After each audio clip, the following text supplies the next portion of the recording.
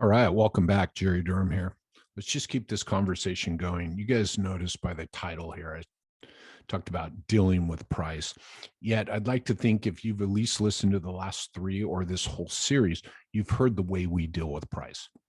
You hear how the structure, the template, the science behind how we're going to manage our calls into your clinic are set up with price in a specific spot for a specific reason. So you guys have heard that all through this series, but what I wanted was there was no episode that said, price or cost or anything. So I wanted to put one episode together, short and sweet, sure, Jerry, um, regarding dealing with price. And here are our two and a half, I'll call them three, but two and a half biggest takeaways about dealing with price.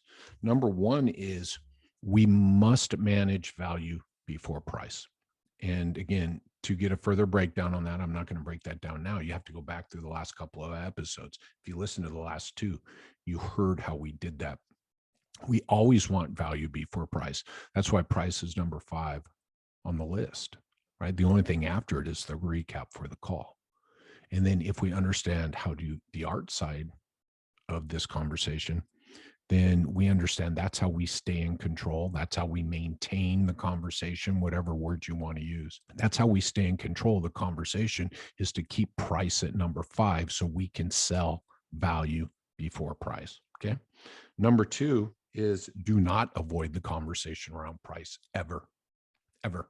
It must be dealt with on the first phone call. And I would recommend, right, if they don't bring it up, we bring it up. But when they do bring it up at the beginning, we acknowledge it, and then we move it to the position we want it, and we actually bring up the cost, everything ourselves. So don't get confused with them asking, do we take their insurance by avoiding the price conversation? We're not, because if they say no, I want to talk about that, we're prepared to do it now.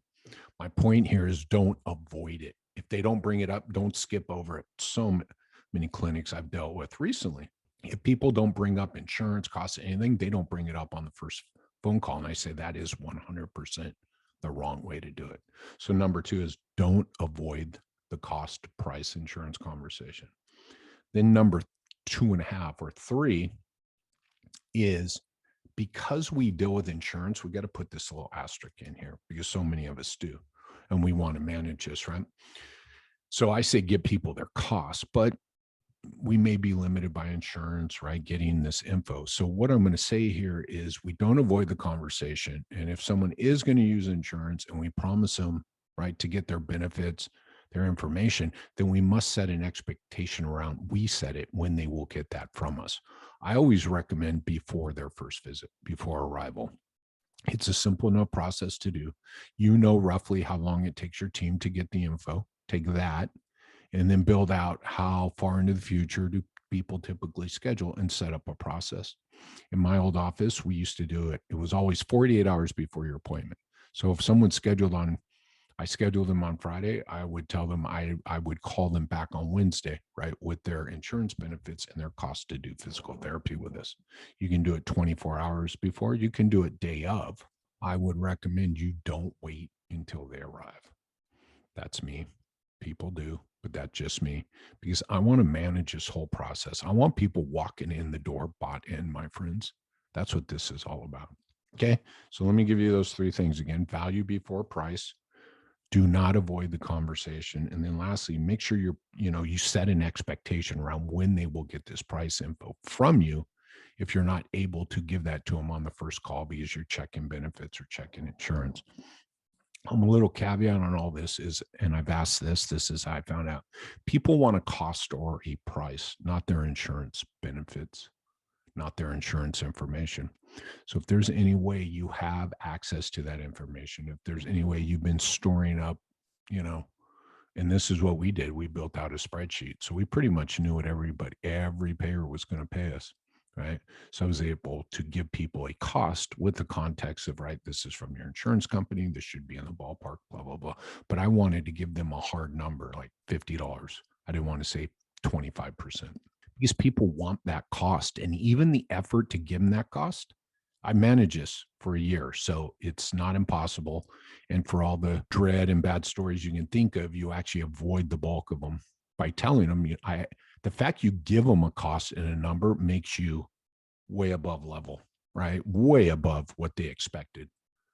So even if a number's off and you set the conversation up properly to manage and set expectations, and that this number may be incorrect, then you'll be fine. Okay.